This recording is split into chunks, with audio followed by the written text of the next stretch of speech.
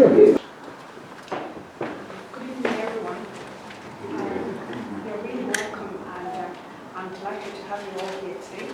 My name is Catherine Joseph, and I'm originally from Nigeria. I came to Ireland 9 years ago, and presently I am the Green Party representative for County Longford.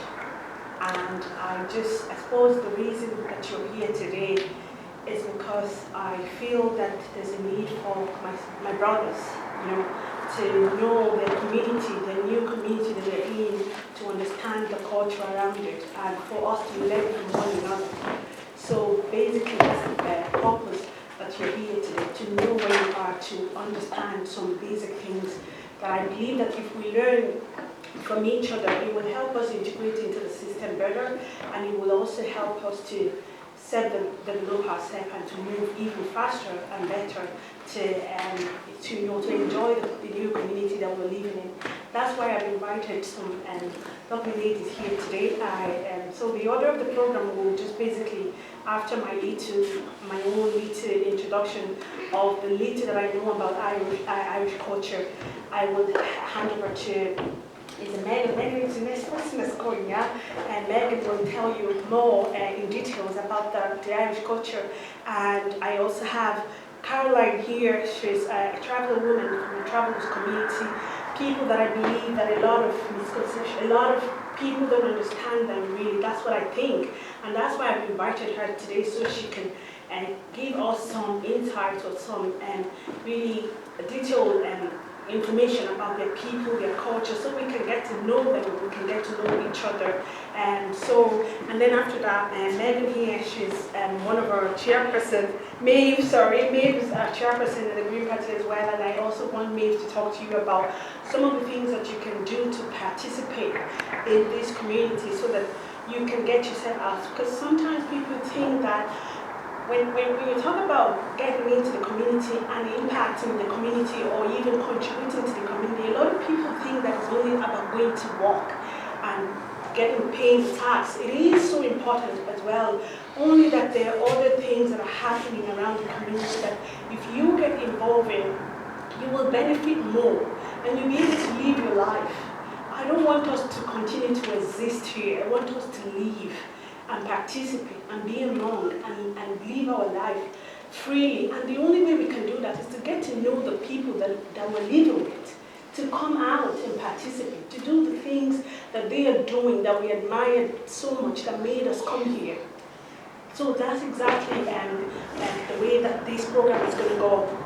And I just wanted to tell you guys some little story. So when I came into this country 9 years ago, and just after 1 year, I met this lovely Irish woman, and I call her my godmother because she was like a godsend to me. I would say that the foundation of how I got to be able to integrate and get to where I am in Ireland is because of the support that I got from her basically from the beginning. And there's something she taught me about the Irish culture. One very simple thing. I remember once I was driving with her in the car, I was in her car, she was driving, and we got to a junction where it's like a bridge, and at that place there will just be basically one road and the other one, and you have to wait for the person who's coming from the right path. And I was just there, and she said, when you are in this position, when an Irish person is driving to the next, you are meant to just, if they wait for you, you're meant to do that for them. And that's something we just don't know. We just think that you just stay there, the person, you appreciate it in your heart, but you haven't done that. That means a lot to them. It's one really basic thing that I learned and I carried on. Another thing that I learned about Irish culture, because after being 1 year in this country, I also went and did a course in travels and tourism, and I learned a bit about Irish culture as well. And one thing that I learned about their culture that I think is so similar to my own culture as well, where I come from, in Benue State in Nigeria, is that in those days, that Irish has a kind of a culture where one family, like let's say one family has a farm and land, and they need to do their product and all of that. The whole community all the other families in the environment will come together to go to the person's farm and finish up their work for them. Then it will be the turn of the next person to do the same. So that's where their community spirit, the way they are all involved and trying to move their country forward, that's where they got that spirit from. And I think we have that. And from where I come from in Benue State, in those days, that used to be the case as well. And I just think that's something we need to bring alive as well, so that we can all start to work together. It's not like it's going to just happen magically, but if we take these little steps to learn about each other, then maybe we can start to understand each other, and then the whole problem of discrimination, racism, and all of that will be reduced. We cannot get rid of it, but I believe that understanding each other will bring that to a kind of a minimum level. So basically, that's all that I had to say to you today, and I will just pass you over to Megan, and you can give them the whole details about Irish culture then. Thank you so much. I think I didn't know about the waving when someone is turning in front of me, so now I need to practice that myself. I drove out from Galway this afternoon, and it's my first time in Longford. So I didn't come with the right equipment. I was hoping to have a projector and show up there. So what I'm going to do is I'm going to read from my screen, and there's a couple of nice graphics that I want to show you, and I'll try and turn it around and make it visible. Okay. So Catherine asked me to come today, and I'm delighted. We met at a course run by the Immigrant Council of Ireland, which was about getting migrants more involved in politics in Ireland. So when Catherine asked me to join, and she said that my piece would be on Irish history, I thought, great, I know nothing. So I've educated myself in the last couple of weeks. I'm going to show you a picture here because I think it's a good one. I want to say that I'm not Irish, but I'm a white person. I'm from New Zealand, and my background is in business, so specifically in shipping. And this here is a picture, I don't know if you can see that there, of me. We took a ship into an area where they hadn't been before, and we bought the coffee, traded the coffee and the copper and the cocoa directly from the people that were growing it. So it made good business sense, but it was also, for me, it was really rewarding in the sense of connecting directly with the people who were producing the goods. You know? So I got disenchanted with big business, and I don't work for that anymore. I haven't had full-time work since my kids were born, but I've done lots of volunteering. And because of my experience working internationally on the ships, I tend to do a lot of volunteering around migrant rights, around refugees, and lots of kind of community enterprise. Where am I to here? So I want to give you some ideas around some Irish history, what I've learned, and what that means for what Ireland looks like today. So for me, I'm 4 years in Ireland, and I'm married to an Irishman. So we have a household which is half New Zealander, half Irish, and our kids are thoroughly confused. Irish history, I've got this slide here. So it's well established that there's at least 10,000 years of human habitation in Ireland, but just this year they published something to say that there's evidence that there's 33,000 years of human habitation in Ireland. And that's traced back to some bones which are kind of being butchered, reindeer bones which are in hairy using like this. And then I wanted to lay out for you, there's all these periods in Ireland where people have come here. So 10,000, 30,000 years ago, people were walking to Ireland on land bridges when, Ice Age and what have you. In the Iron Age, which is about 500, 600 years before Christ, the Celts were all coming, and they were coming from Middle Europe, So this is another migration of people coming into Ireland. We all possibly have heard about the story of St. Patrick. We don't know where he came from, but he came here about 400 years ago too. The Vikings came from Norway, Denmark, Sweden, another group of people that have made a massive influence in Ireland. Indeed, they founded Dublin.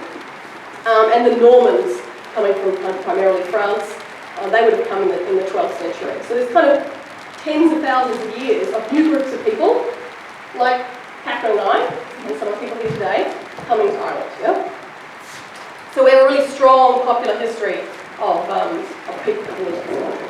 Now here's another one I really wanted to show you. I don't know if it's going to be really hard to see, I think, sorry. But just see that graph, how up and down that is. So it's about 200 years of population in Ireland, and it's showing that we had about 8 million people in this country before the potato famine. But then following the potato famine and the kind of high cost of food, high cost of rent, difficulty with jobs, then around about 10 million people left between 1800 and today, you know. So imagine if we had 10 million extra people in Ireland, how different it would be from today. So, you know, there's this kind of big period of time where Ireland's been a really tough place to live, and it's been mostly immigration, people leaving the country rather than coming in. Well, yeah, I'm going to show you some more pictures. I was going to ask you who you thought these all were. This one here is my favourite female in the universe. Her name's Gráinne Mabel. She's a female pirate from the west coast of Ireland. Big Jim Larkin, he's a union organiser. I just learned about him recently. And I'm going to talk about those in a little more detail. Because I think in terms of telling history, naming dates is a bit boring. But those human stories about what those people did on the ground, you know, the change making that Catherine's doing here in Longford. And I'm sure May can tell you lots of stories about her activity with the Greens as well. You know, it's what the individuals are doing on the ground, which is what's really nice, right? So Gráinne Mabel is this female pirate. She's around in the 1500s, and she's not allowed to go to sea, obviously. Her father is not going to allow that. She cuts off her hair to convince him that she's able to. And when she does, she's actually really good at pirating. And she controls considerable amounts of land up around Connacht, so sort of northwest, north of where I live in Galway. She, you know, various battles back and forth with other lords and families and tribes in the country. But she's obviously well educated, because at some point she has to get in contact with Queen Elizabeth. And the only way they can communicate, Queen Elizabeth doesn't speak Gaelic, and Gráinne Mabel doesn't speak English, but they can communicate conversationally through Latin. So she's had a great education. And she manages to secure the release of some of her sons who have been kidnapped and, you know, incarcerated. And they have an ongoing mutually beneficial relationship.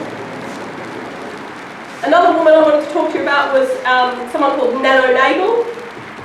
So she was a Catholic nun, and she was a pioneer in education, particularly for girls. So in the 1700s, the penal laws in Ireland meant that Catholics couldn't access education, and Nano Mabel set up all these schools, that were illegal essentially, to be able to educate children. Her family would have been educated and wealthy, in spite of being Catholic. But the only way they were able to retain their wealth at that period in time was to put it in the hands of Protestant trustees. So to make it look like trustees owned it, because the Catholics weren't allowed to own wealth at that point in time. So there's all these examples of people trying to do good and just having, everything kind of stacked against them. I guess when I was doing my homework for this, I was asking people around me, like my husband, who should I talk about? So he told me to talk about Daniel O'Connell. And first of all, I thought he said Daniel O'Donnell, which is the country singer, right? He's famous for going around to all the nursing homes and singing songs to the elderly people. And my husband said, no, not Daniel O'Donnell, Daniel O'Connell.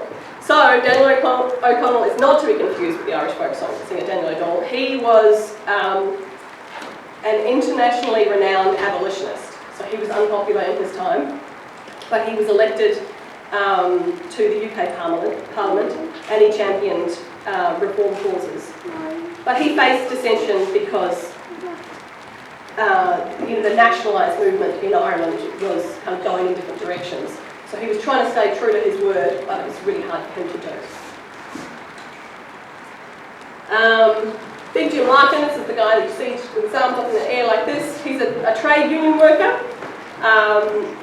Very little education, almost no education. Born to Irish parents in Liverpool, but made his way through various jobs back to Ireland, and worked for lots of different trade unions.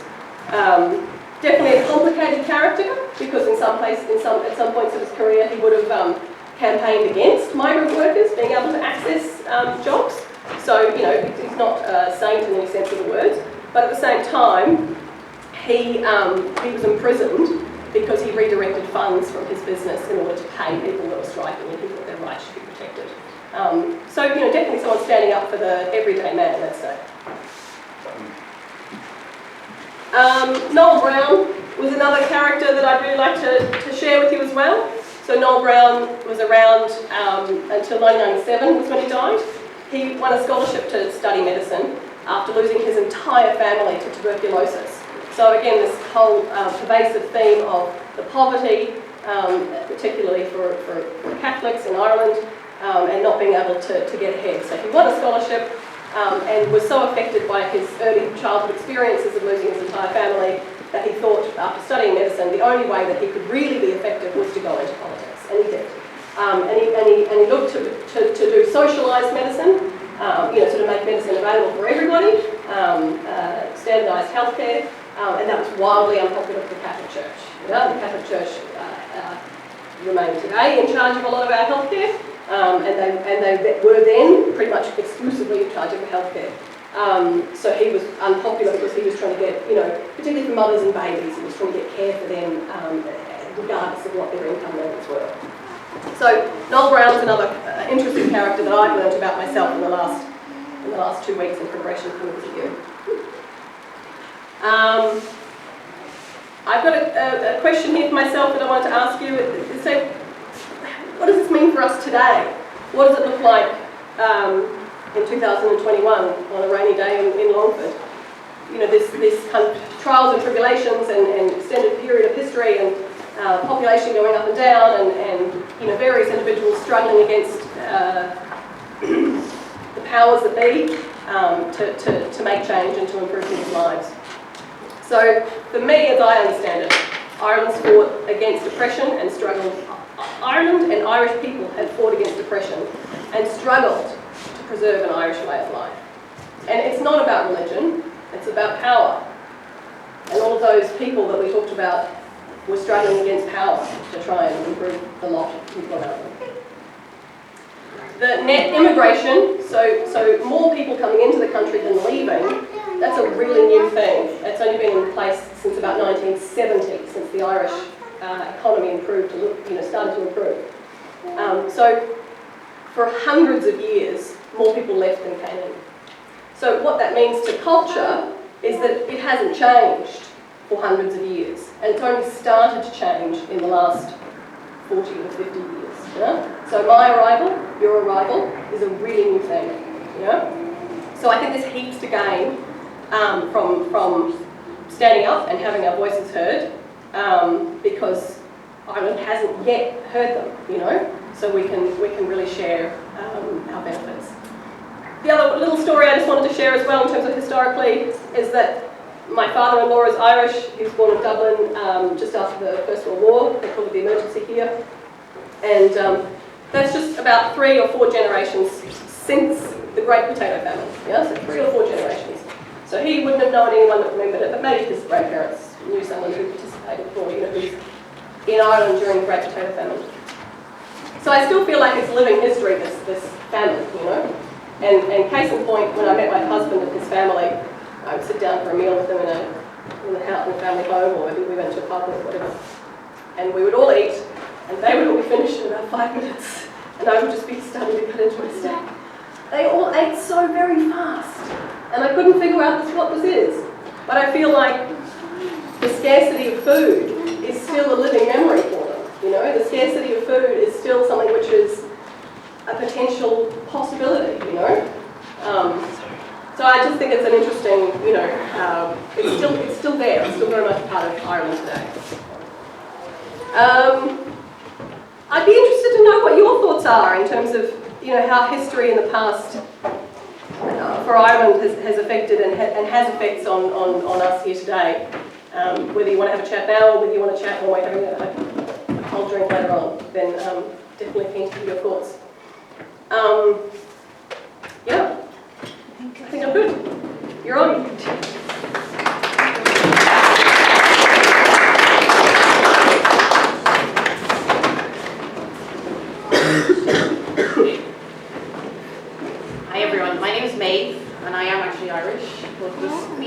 Megan there, I would be descended from the Normans. Cool. We came to Ireland in the 12th century from France. We came from England, came via France. So we actually, I grew up in Kilkenny, so that was in the southeast of Ireland. It's a big castle and everything where the Normans was. And it was, they came over because there was a big fight between the kings in Ireland, and one of them was jealous of the other and went over to England to try and get some help.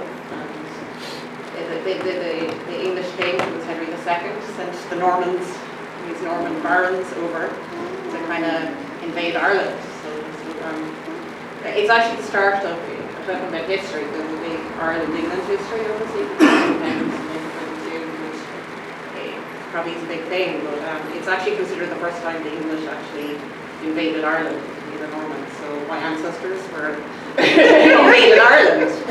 But the cool thing about immigration, the Normans were well known, they integrated, like within a generation, they were considered more Irish than they were themselves. They were educated in school parents here. They just kind of, they conquered Ireland, settled in, and just married Irish and heard Irish. I got used to it and just got on with it, and ended up, as centuries went on, they were the ones rebelling against the English, so they kind of quickly turned around. But that's my ancestry. But I'm going to talk to you a bit about kind of politics in Ireland, how politics works, because it's something I got to meet Catherine when we were in the same political party, but I've been in for about 15 years or so. And it is important because it's about your local community, it's about people represent you. It's about your planning and the housing and the services in your town, and it's about, looking after your local community and your local, and then there's different levels, there's national and all that. So just to start, in Ireland, you've got the head of state, the president.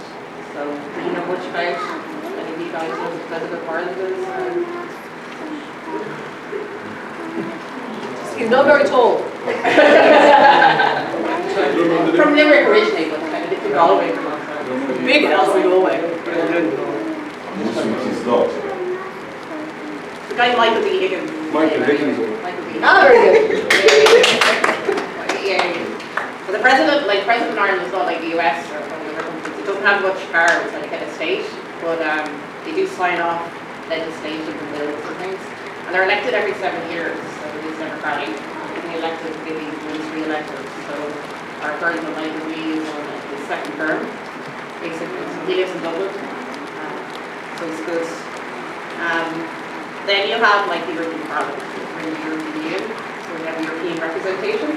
So all the European countries are represented there. So we elect, I think it's 50 or something, MEPs to the European Parliament. So then, like national level, you know much about where the goal or the heard of your local team. So at national level, you're in Longford, this part of there's a Longford Westmeath constituency, where Athlone is in Mullingar, they're all in one area, electoral area, for the Parliament. And there's 39 of those areas within Ireland that we elect most of the MPs. TD is kind of like your national representation, and it is a full-time job. We have 4 of them, Longford Westmeath representing one, Joe Saturday is in Longford. The other 3 are from Westmeath, so be aware of that. But then you have the local government, which is your council. This is the one that kind of links into your community, and it's kind of the one that kind of should connect in locally. So at the Longford, you have the Longford County Council that represents Longford. So you have 18 councillors representing you. They're elected, but they're kind of part-time. They get like 60 grand a year, so some of them don't have to have a second job or something like that, or something like that. But you have 3 different areas within Longford where they're elected, and 6 elected in one. We have the Longford, where we are, with Granard, and we have Ballymad, so we just have 6. So then you can, those elections are, go through, the local elections sort of take place every 5 years. And what's important to know is voting. Are any of you registered to vote in Ireland? in the local elections, every single person living in Ireland is voting. No matter what your nationality, no matter where you're from. So it's kind of important to sort of engage with that side and know that you do have the right to vote. And it's really important kind of to get elected, so we move to that bit, or not to get elected, it's to get registered to vote, and then you kind of look at people representing you in the area. So kind of so the local government, this is what it deals with. It's like housing, local housing, so you can see housing issues in the area, and different planning about where, what is built where. Roads and transport, kind of your local bus services, all that to be looked after, like new roads, new paths, new cycleways, libraries, fire services. So it's all like your community-based facilities, what you need. Also kind of recreation facilities, like sports centres and stuff, like council, swimming pools, that kind of thing. So it's kind of important because it affects your day-to-day life. So where you live, quality your housing, it will be the issues, like how do you get to work, how do you get to school, how do you get to visit your friends, whatever. So those things matter. So it's kind of thinking, okay, my daily life is kind of being affected by my local council. So it's kind of good to know who represents you. Catherine is looking at the next elections, trying to get elected, so she might be the future, but at the moment it's kind of good to know who is represented locally. And there is a website, if you're on the Longford website, the Longford County Council website. It's really here, but it shows you like who your local councillors are. And it has like the Longford election area. And it has a list of pictures, so you can Google or whatever, of all who your different, these are all the people here, 6, the 2 women, who are working out together, but they also have their contact details, so they have phone numbers and contact details, so you can kind of learn who represents you, it's kind of good to know. Are we ever have you? Yeah. You guys know her, so it's very good. And they're all in different political parties, but irrespective of what party they're in, they should be able to represent the community, and it's very important that they all work together and kind of for their services. So it is looking it up, like the Longford County Council, and have a look at your representatives, who they are, and go contact them, tell them what you want in your community, what they can do for you. Okay. But the important thing, I think, is to register to vote, obviously. So just to kind of go through for the voting in Ireland, as I said, for local elections, so voting in local elections, anyone can vote nationality. Now, European elections, you have to be EU citizen. So if any of you you're a citizen of Europe, any European nations, you can vote in those. Now, the general elections, which you can vote in at all, which are these, you have to be either Irish or British. You have to get your Irish certificate. And then you kind of for the president, where it was started with. And also for changing the constitution, you have to be Irish. So those ones are kind of different. But it is, remember, no matter what nationality you are, you can vote in your local elections. That's really important. So that's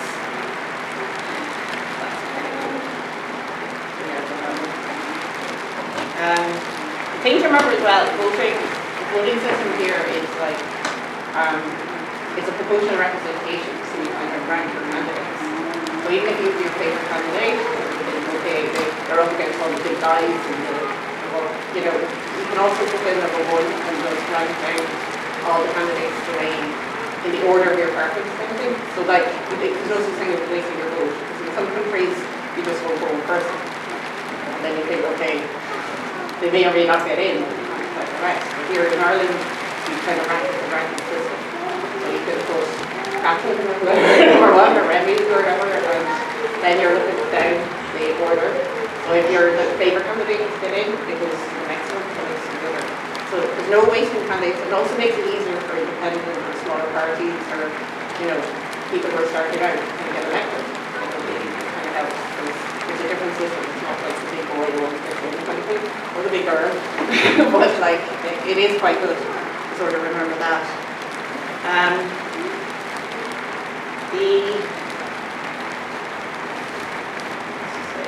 Now for voting, we have voting forms on the Longford Westmeath Longford side.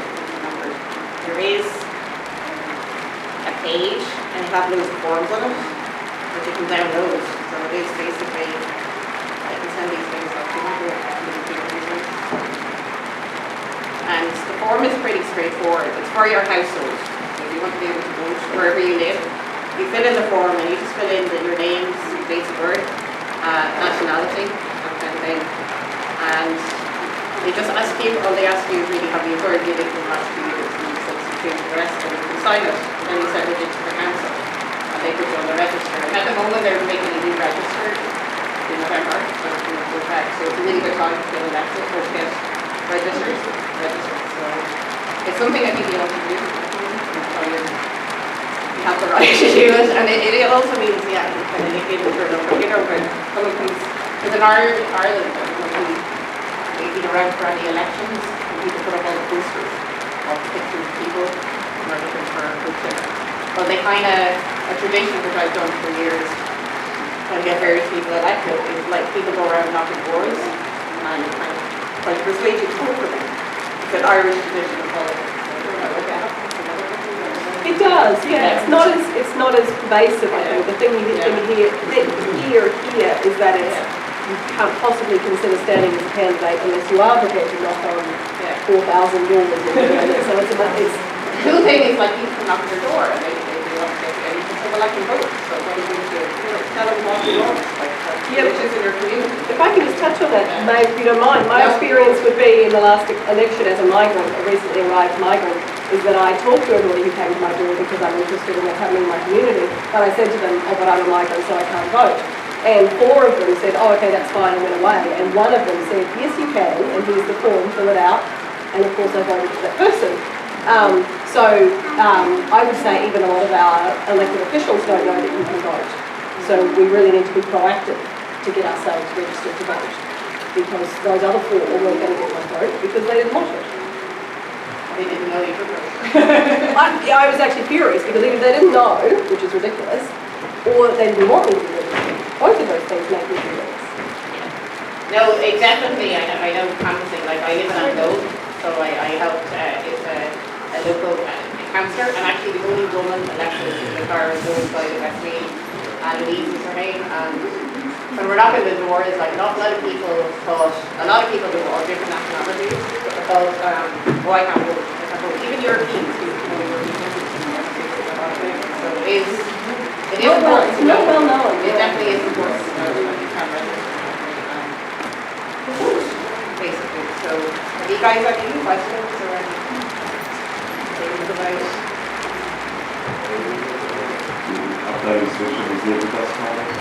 For what? Again? I have. What you get, what happens when you're on the register and an election comes up, they post you out a kind of card. So it's one that's just sent out when an election happens. But once you're registered, actually, you have a local polling station. You can actually just go along with ID anyway. So once you're on the register, you just show your passport or your driver's license or something like that. But they do send you a kind of card, anything that you can go to the polling station for voting. So it's not a permanent thing you get, but it is, yeah, it is a kind of you get something that goes to election coming. It's a good way as well to check the register, right? It's just check the register.ie, isn't it? Yeah, no, all that's like it's really good because every single local, the way the voting registration is, it's the local council is handling the voting. So if you're living in Longford, you just look up Longford County Council and kind of do the registration there, and you can get that form. They also have there's a website where you put in your name and address and check are you on the register. So if you've registered maybe 2 years ago, you just check it on make sure it's okay on it, and that will tell you. So it's definitely good. Or if you change address, it's quite good. So there's different forms, like the one there's a kind of big general form that you just fill in, it's pretty straightforward. But also if an election was called, weeks before, maybe 6 weeks before the election, they kind of open voting again, so you can put in a different form and just fill it in and get it. I just want to find out, is there a group for these gatherings so that everybody can come along through? Is there a group for for this gathering. So everybody I'm can. going to talk to you guys after Caroline about that. Okay. So that. So she follow up Okay. So if people don't understand it, so they can go on their own private moment and read through it. You understand what I'm saying? Yeah, no, totally, yeah. So No, it is important explain it all. because I'm just taking a basic kind of, this is kind of a very basic kind of thing, but you do need help with people are looking for more. And if that is the case, I suggest we take our numbers, so we submit numbers, so we can get added to the group and all that. What do you think? Want to do that? Perfect. Macari is a member of the group for over 1 year now. Yeah, so we need to take people's number, their name, so we add them to the group, so they are able to, come along. 100%. Yeah, and then distribute forms and get them all signed up. I'll go and hand them in and then next election. They all go and vote. So the Europeans and the locals are every 5 years. The next one is 2024 basically. So that's 2 years. But it is worth getting on the register that you start to hear what the reps are and tell them what you need in your community and get involved. Yeah. So you'll see.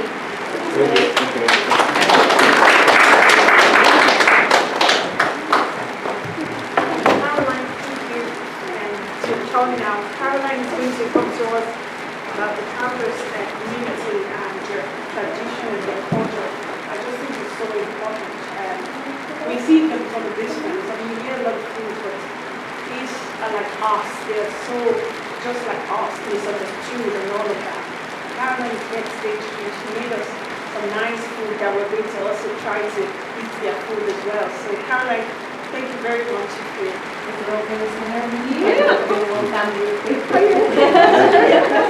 Thanks for bringing your family.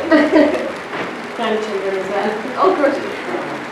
I'm Caroline and I'm a married travel woman, but I'm a very independent travel woman because I work for Longford Community Resource as primary healthcare worker for our own local community. So I'm very independent and I'm very open to all new things and meeting other cultures. So this is the first time that I got to meet Catherine and she invited me up, so I said, yeah, I'll come up just to see what, because, yeah, we would suffer the same discrimination that some black people would or some other cultures would as well. Like, you're pissed dirt on the floor or you're not wanted or you go into a shop and there's about 50 heads looking at you and that. So, yeah, so I'd like to get more involved in it and be very open-minded as well. So, that's brilliant. I'm not very good at speaking out. You're great. absolutely amazing. That's just clapping for you. I think finally, what I would just like to add is really appreciate all of you, and as others said, I am the founder of Ethnic Minority Hub. I don't know if you've heard about it at all, but it is, the base of it is in Longford. It is a hub, so we have members from all over Ireland.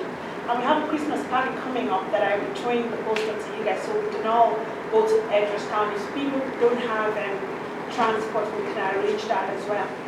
But again, another important information that I have for you today is that in this building, I'm trying to set up a little office downstairs. And the main reason that I'm going to have that office is for all of you, for anyone. Walk into that place. If you're trying to do application for something, you're finding it difficult to fill the forms, just come to me. I do that already for people, but I just want to have a place where people can come in for me to do that for them. That's the kind of work that I've been doing with Ethnic Minority Hub going to 2 years now, supporting people, supporting each other. And Bakari knows, Bakari has been in the group. And what is important is this. I always say this. If you're in a different country, what's your purpose? What are you there for? You have to have a purpose. You have to have something. And having something means you need to be involved. Don't lock yourself up and don't be shy to if you find really difficult to talk to someone who might not understand even the way your accent, or you might not even understand where you're coming from, then come to us. And that's the reason that we're going deeply into the community, to get even into politics, so that you can have representatives like ourselves that you can come to and you talk to us and we understand you, and we know because we have been there. We feel the same pain that you feel. We've gone through the same experience as yourself, and we can understand where you're coming from and be able to support you even better. So, and again, I just want to say that Ireland is really, really opening up, and Ireland is, to be honest, moving a bit. There's a lot of intentional effort to get us involved and to see how, because a lot of them are aware of the things that our people from our backgrounds are going through, and there's a lot of support coming to get us more and to feel more at home and to get us involved. And they cannot solve the problem for us. We have to solve it for ourselves, and we cannot lock ourselves up and don't even care what they're doing and expect to just everything will just happen. You know, so what's your purpose for being here? And you have to sit down and tell yourself that I came here and I'm not just going to be like a pass-by person, just, you know, going to work, getting my thing done and moving on. I want to do something for the community that I am living in. The thing that I wanted to see back in my own place, I want to make it happen. It's your purpose. It will make you so happy. And there's nothing that's better as contributing to the lives of other people around you and to your environment. It's so, so rewarding. I tell you that from experience. And that's something we need to start thinking about. The purpose. What's your purpose? What's that you have to do for, not just for yourself, because whatever you do for yourself, you do for yourself. But what you do for your community and for other people around you, you get blessing and you get fulfillment. So think about it so deeply, and don't. I think I was speaking to one man from the center the other time, and I couldn't really talk to him because he was afraid, he was shy, he was running away, and I felt so big pain in my heart, and I need to reach out to them. What's happening? Why is he feeling like that? So this is why we are coming out to represent you. Come to us, talk to us, tell us the issues, and let us just deal with it together.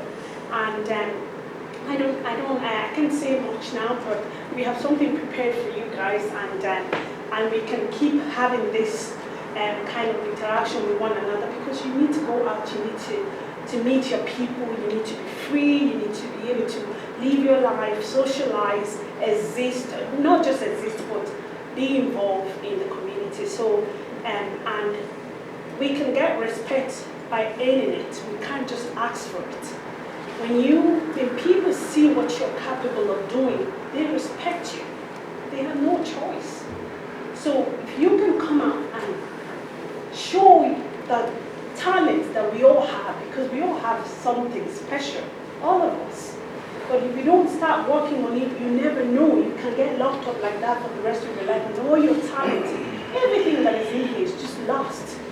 So think about your purpose. Come out and just give it out so that people will respect you. Right? It will no longer be that black man. It will be that man who created, that man who did this, that woman who did that. No black man. It is your work that people will identify you with. And that's the way that we can give ourselves the respect that is badly needed. I know black man. I'm a black man. I will die black man. Absolutely. I have some question. Okay, sir. At the end of this meeting, you give me all the detail. I want to book your appointment to speak to you face to face. Okay, sir. 100%. No. Give me detail in the end of the meeting. Oh, I will. 100%. I want to speak to you, book an appointment with you. Brilliant. No Thank you. problem at all. No problem. Thank you. And if someone else have any question, you can ask us.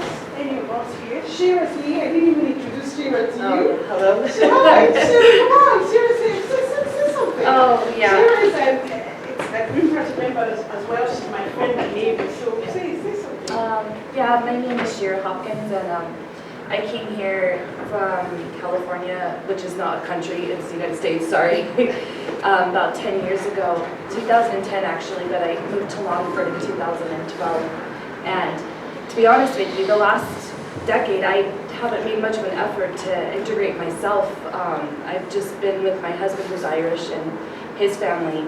And since I've met Catherine, I've met so many people in the community and learned so much. And it's true that I know firsthand what she's saying, is you do actually start to feel better once you branch out and realize that this is not just a life to have to yourself and to your family, but now that I have my son, he's 4, I realize that I want to do something more. I want to do something for him. This is where I'm actually living, because I don't think it actually hit me that this is my home, because half of my heart is still in the States, but I have to be honest with myself, this is where I'm living, so I might as well make the most of it and do something that will make my son proud and grandchildren, God willing. And so I'm learning as we go now too, so nice to meet you all.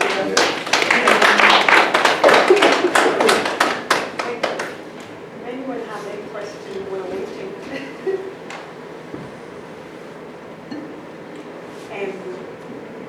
Anthony, hi. Do you want to say hello? How are you? Hi, yeah, you're very welcome. Thank you. And our brothers, you're very welcome. What country are you from? I'm from Afghanistan. Afghanistan. Oh, that's lovely. And you too, yeah? Yeah. Yeah? Very welcome. We're all the same, and we're here to represent you, really. I'm going to have my little office. It's not a very, it would be the best of place, but I think that I wanted the little beginning matters to me, and it doesn't matter where I do it from. I just want to have a little table there. You come to me, you have to do application, you can't speak English, you need to talk to somebody, just come to me. And I will be here, and that's why I also want to come out in 3 years' time to run for a councillor, because I want to be there to represent every one of us. And so really, really thank you so much for honoring this invitation and for coming out. Thank you so much. Okay. Yeah.